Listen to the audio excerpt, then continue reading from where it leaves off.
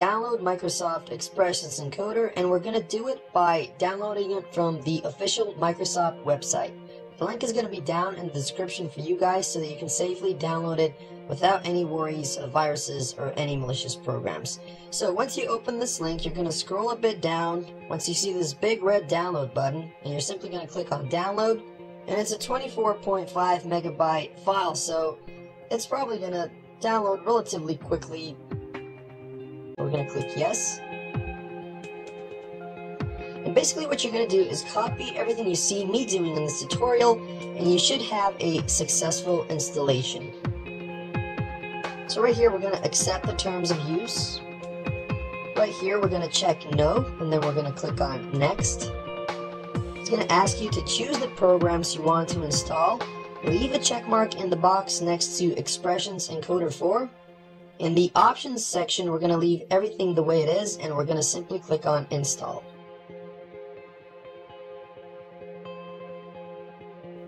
Okay, so I speeded up this part so you didn't have to watch it. It should take you a bit less than 1 minute for the installation to complete, and then finally, you're simply going to click on finish. With that, the installation is completed. Now if I go and click on my start menu, I'm going to click on all programs, and I'm going to scroll down, find the M's, and right here I have a new entry called Microsoft Expression. I'm going to click on that to expand. And with this installation, we get two basic programs. One is the screen capture program that we need in order to record our tutorials and screen activities, and the other program is the Expression Encoder software, which we're going to use to encode the raw video format to something that's usable in video editors like Windows Movie Maker, VideoPad, Wondershare, Adobe Premiere Pro, Sony Vegas, or whatever. So the application that we're interested in right now for the moment is the screen recorder. It should be the last entry. If we hover over it, you're going to see that it says Microsoft Expression Encoder 4 Screen Capture. So we're going to click on that. And it should open a very simple user interface that looks something like this. Now, before we do anything, we're going to go and take a look at the settings for this program. So to do that, you're going to click on this little gear icon right here, and it should open another window. Now, the first tab is the screen tab. So what I usually do here is for the frame rate, I go for 30 or above frames per second. If you want to record in 30 frames per second, it's probably the minimum if you want really high quality videos. If you're able to capture in 60 frames per second, why not? Go for that. But I'm going to leave it at 30 frames per second. For the bitrate, I usually go the highest possible. Down here, the quality, we're going to set it to maximum. So it goes from 1 to 100. By default, it's set to 95, but we're going to type in 100. And of course, if you're recording tutorials like I am right now, you always want to capture your mouse pointer, so make sure that this box right here is checked. Now if we go on to the camera tab, this is a section where you would enter certain settings if you want to record a webcam overlay. So if you want to do that, then you would simply click on this little arrow right here, and you would use the camera that is plugged in or that is built into your system. And then of course on the left hand side you would be able to enter certain settings in order to get a certain quality that you prefer. But for the purposes of this tutorial, we're only gonna be concentrated on recording screen activities. So moving on to the audio tab, this is where we set our audio settings.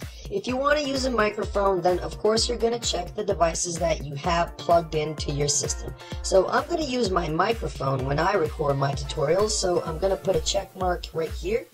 Down here you have a format. I always go with the highest settings. And for the bitrate, I always use the highest level that is at my disposal. So that is 256. Moving on to the hotkey tab, right here you have the option to set hotkeys for the start of your recording, for pausing your recording, for stopping your recording, and finally also for zooming in, but I really doubt you'll be using this option as this program doesn't really have advanced zooming capabilities. On the other tab, we have some additional settings that you can mess around for yourself. It gives you certain additional options like to highlight your mouse pointer, to show a countdown before you start recording so that you can maybe prepare yourself better for the beginning. Of course, you have other options like beep on start, pause. You can show the recording toolbar, show flashing boundaries, and of course you can use a webcam capture as a overlay. So this is something right here that's not really crucial for the quality of the recording, but there are some additional options here that might be useful for you, so go through these options and see which ones you need, which ones you like, or which ones you just want to skip.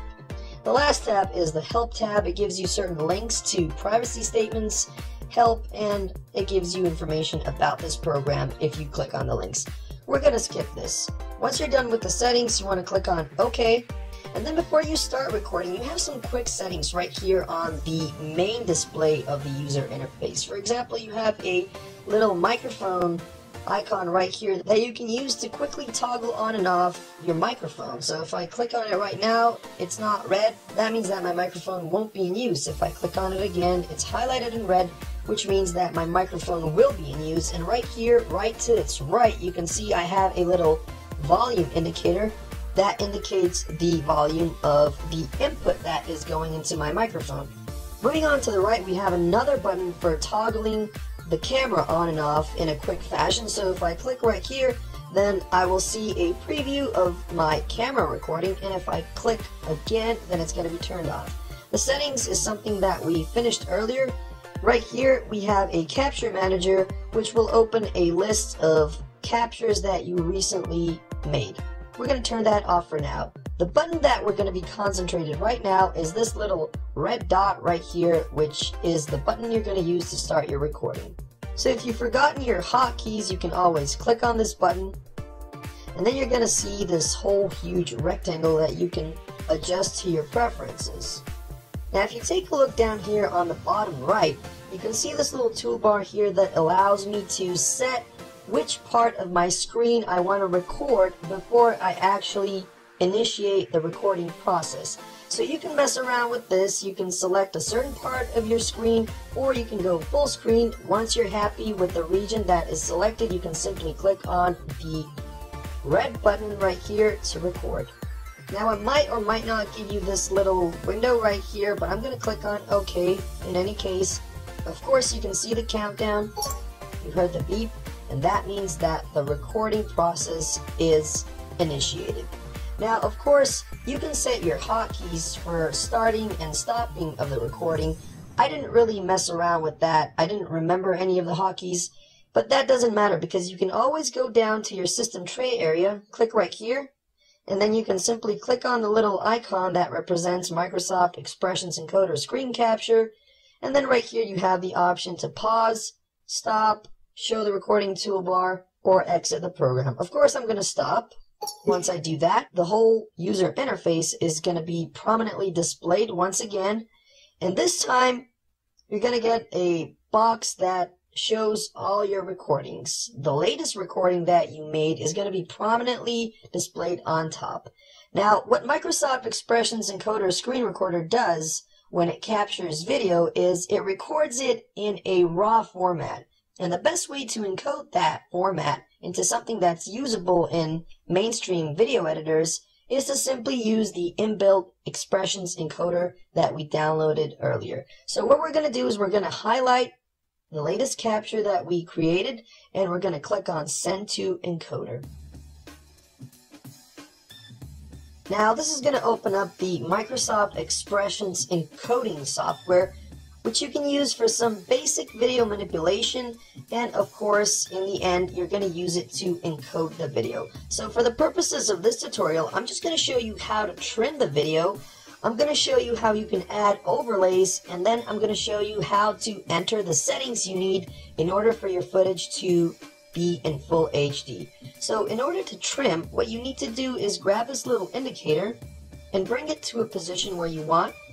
And then in order to cut, you're going to click on this little button right here. That should split the timeline right where your indicator was. And then the part that you don't want, you simply highlight it, right click, and say remove clip. if, for example, you have something in the middle, let's say you coughed a bit and you want to cut that out.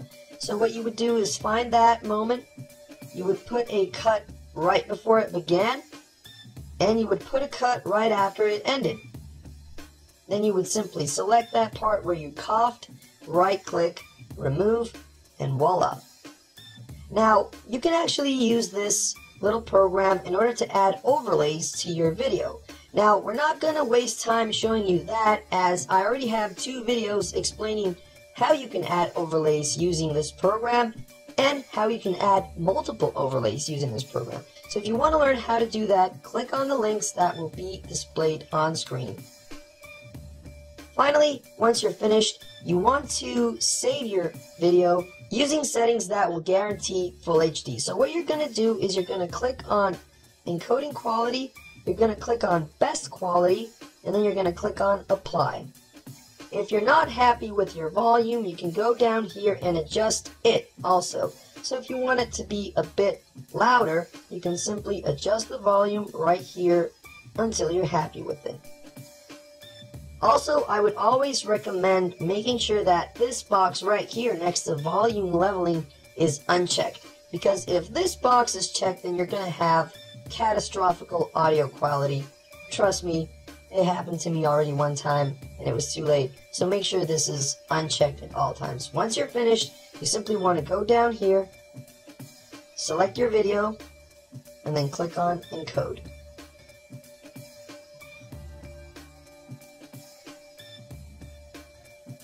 Okay, so once the encoding is complete, you want to find your final video by going to your documents. There you're going to see a folder called expressions. You're going to open that. You're going to open expression encoder. You're going to open output. And then you're going to have a list of folders right here containing the videos that you've encoded. So you can find them by date. So right here, by looking at the dates, I can see that the last one is the video that I just recorded and encoded. If I double click on it, I can see that I have my video, which is saved as a .wmv file. And that's how you record HD videos using Microsoft Expressions Encoder Screen Recorder. Now, for the end of this video, I want to mention a few things. First off, I'm anticipating that a lot of people are going to be asking me which program that I use to record this tutorial. Not that it matters at all for this tutorial, but for your information, for the purposes of this tutorial, I used OBS to record. Now, the other 2 things that I want to make clear is that, number 1, the free version of this program, which you've downloaded if you use the link that I provided in the description, allows you to record only for 10 minutes at a time. And the second thing that I want to mention is that some of you might experience certain problems while starting recording. The thing is that Microsoft Expressions Encoder Screen Recorder has problems with certain screen resolutions. So if you can't start the recording at all, then you might want to try one of 2 things. Either experiment with your monitor resolution, or experiment by changing the dimensions of the region that you're